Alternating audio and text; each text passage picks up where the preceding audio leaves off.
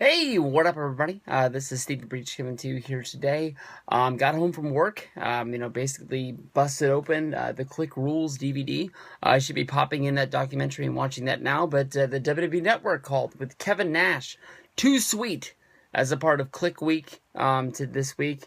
Honestly, I've been really liking these specials that they've been doing on the WWE Network. Every once in a while, they go through a pattern where they just knock out special after special, and these things are dynamite. This was a very good documentary on Kevin Nash. I don't know what I was expecting tonight, but I was not expecting this sort of a documentary from Kevin Nash and the WWE Network. I thought this was going to be sort of like behind the scenes of Kevin Nash being inducted into the WrestleMania WWE Hall of Fame at WrestleMania 31 this year. But instead, this was like Kevin Nash. It sort of looked like he was talking to a WWE.com reporter who was asking him questions, and they just were filming it. And then they just sort of cut in scenes to make it into a documentary. But this was very, very good. I've never met Kevin Nash. I've been in the same room as Kevin Nash a few times.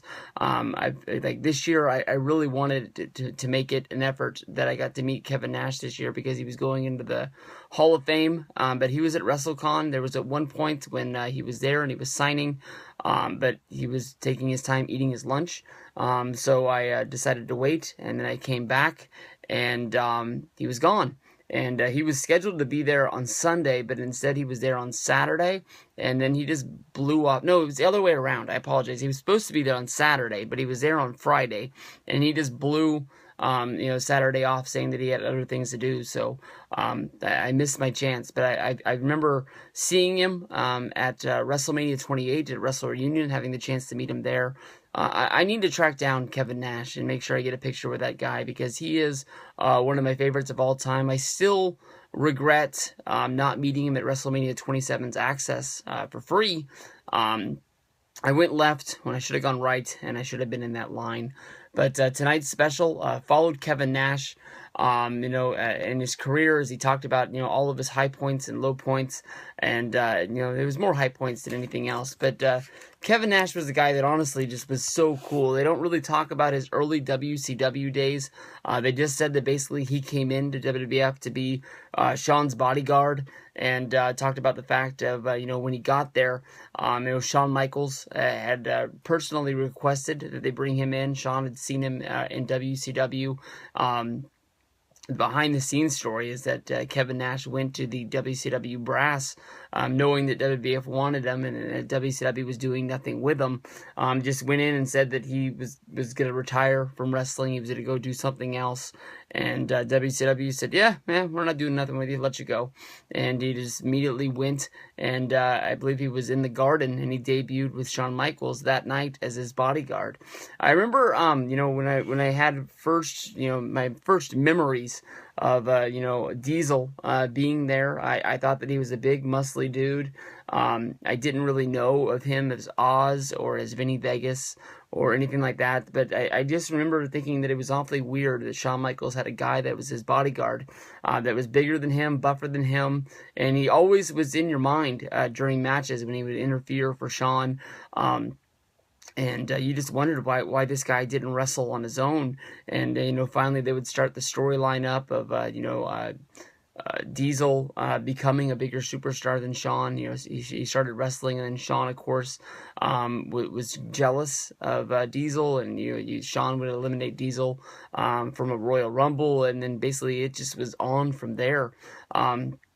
They show footage of in Madison Square Garden when Kevin Nash as Diesel wins his first championship from Bob Backlund. And I remember seeing this for the first time because I remember this was something that you had to have a special tape for because this was shot so weird. But the footage that's on this documentary is so crystal clear. It's like WWE shot this yesterday in high definition. I don't know what machine or what process they do to clean this up, but they have a front row cam. They have a cam that looks like it's shot from about the 100s. Like a hard cam sort of situation. Basically the bell rings Kevin Nash kicks Bob Backlund in the gut, picks him up, jackknife powerbomb, 1, 2, 3. In my mind, when I watch this, even today, I don't think that Kevin Nash was told that he was going to go in there and win the WWE Championship. I think he went in there to have a match, and he took the WWF Championship.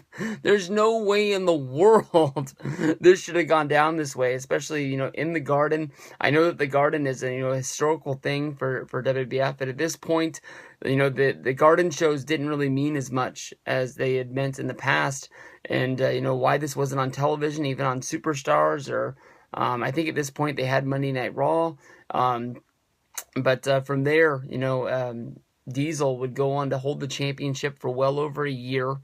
He was the guy. He was pretty much the coolest guy in the room, no matter where he went, and, Vince really attached himself as, really being a Diesel guy and pushing him to the top. If you go back and you watch the shows from this era of Diesel being champion around 93, 94, if you watch the In Your Houses, I truly believe that Vince McMahon is Kevin Nash's biggest fan. And they talk about this when they talk about, Diesel.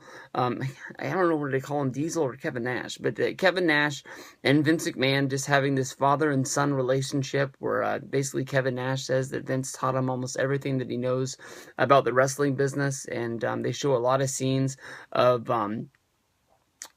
Kevin Nash and Vince McMahon doing interviews, and basically, Vince McMahon interrupting Kevin and telling him how to do it the right way, and you can see that Kevin's really listening to what he says, taking it all in, and trying to do the best job that he can.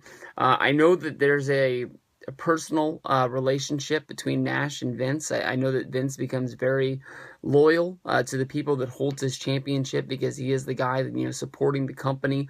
And even though, the years when Kevin Nash was the champion, it was some of the darkest days for WWF. Basically they were really falling off, not having Hogan and Macho Man and other guys involved. And, I'm sure, older fans were wondering where these guys were, and just weren't supporting the company anymore because they weren't down with the new generation of wrestlers. But Vince stuck with this guy, and I think that he's his biggest fan. When he comes out, oh, Big Daddy Cool Diesel.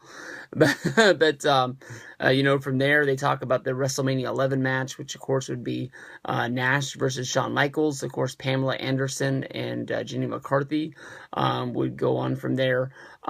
This would be the start of Shawn Michaels' babyface turn, where Psycho Sid turned on him the next night after Monday Night Raw. Diesel, of course, would go on to have matches where he would fight against Sid, he'd fight against Mabel. He just didn't have the best competitors to go up against. But from there, of course, you have the arrangement where Scott Hall and Kevin Nash leave WWF to go to WCW. He says that this wasn't a personal deal, but it hurt his feelings that WCW made him a great offer, and Kevin took this offer to Vince and said, this is what they're offering. I want to work for you, but they're going to give me more money to support my family.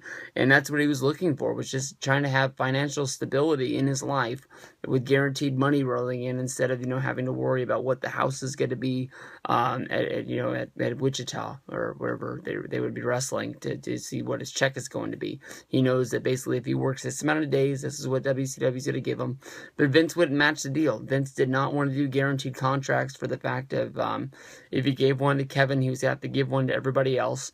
And Vince didn't know how much money was going to be coming in the door. Basically, Vince was going through the darkest days of his company that he'd ever seen, with low attendance and low ratings and just bad news all over. So Scott and Kevin, they go to NWO. WCW. They start up the NWO.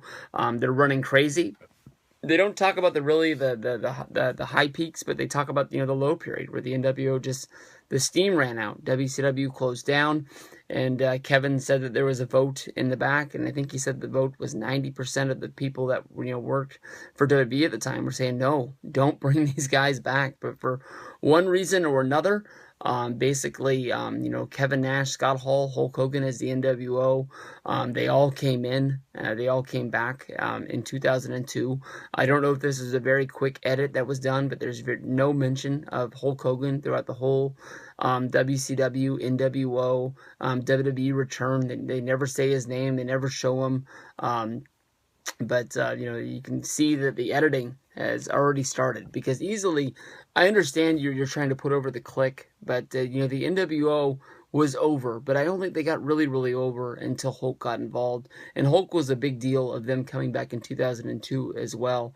With the reformation of the NWO, them showing up at the No Way Out pay-per-view, costing Stone Cold Steve Austin the championship, going into WrestleMania, Hogan versus Rock, and that sort of killed the NWO. But basically, Nash says that, the run from 2002, 2003 in WWF, basically, it wasn't as good as it should have been, and he sort of looks at it as kind of a dark day, because it was supposed to be more, but every time that they just started to get something put together, he got hurt. Everybody knows about the legendary, the tearing of the quad on Monday Night Raw, and I think it was like the NWO and the Dudleys going up against a whole bunch of guys on the other side. Then of course, he would come back and have the matches against Triple H, but I don't think anybody looks back and remembers, Kevin Nash, Scott Hall from the 2002, 2003 era of WWF. They remember WCW. They remember everything else. But they skip all over TNA. They never say that Nash goes and wrestles anywhere else. He just says that, he got the call where he was going to be going into the Hall of Fame. Him and Ric Flair say there's only two things that are real in the business: the first time you win a championship and the first time you go into the Hall of Fame. But, Nash has been very vocal about the Hall of Fame, and throughout the years. I remember a night when he was tweeting a lot of nonsense. I think it was the night that Goldust got fired a few years ago. He just went off on a rant about the Hall of Fame not meaning anything. He never wanted to go into it, and then it came out the next day that he just was mad that Goldust got fired as being an agent, because of course this is before he came back during the Rhodes storyline, with them going up against the Shield and things like that. But Nash is one of the best, man. Nash going into the Hall of Fame. I realize that I haven't watched the Hall of Fame from this year. Yes, I was there. I saw, I believe, 2, maybe 3 inductions, and I left to go to the WrestleCon a show, which honestly is something that I don't regret. That WrestleCon show was very, very good, but it was the first Hall of Fame that I ever went to where I didn't get to see all of the inductions. And Kevin Nash is one that I wish I would have saw. Macho Man is another one that I wish I would have saw. But you can't be in 2 places at one time, and that's the way WrestleMania weekend is. WWF tries to pack their schedule as much as they can because they want to make the money, and they know there's people out there piggybacking off of them in the city, trying to draw money in for them as well. So it's hard to pick what you're going to do all the time. But Nash, I wish they would have talked about that. They didn't talk about him coming back in 2011, having the feud against Triple H, which kind of was screwy. It did screw with CM Punk a lot, and I understand that if Punk has bad memories about that time, in 2011, Punk should have been the most popular guy in the world, and instead, they're putting him in a match against Kevin Nash that means shit, which was probably leading towards the TLC match that Triple H and Kevin Nash had at TLC that year. But it is what it is. Nash goes into the Hall of Fame at WrestleMania 31. They talk about the fact of him doing the big thing with the NWO, doing the run-in during the Sting versus Triple H match, which is sort of like reliving the Monday Night War. Of course, after that, they show him in the back frantically trying to put on a tux to go out and accept this thing. I remember at WrestleMania 31, everybody thinking that Nash had tore his quad, and it was like the miracle that he was able to walk out there and get his ovation for being inducted in the Hall of Fame the next night. People were saying that they put him back together with leftover Terminator parts. I remember that was a funny joke of the day. But Kevin Nash, one of the coolest guys ever, one of my favorite wrestlers. I don't really go back and watch his matches as much as I should, but if there was a Nash DVD, I would buy it, and this would probably be a great frame for a documentary that hopefully they'll put together. Kevin Nash, in my mind, is too sweet, one of the best ever. I'm glad he's a Hall of Famer. I'm glad he's part of the Clique.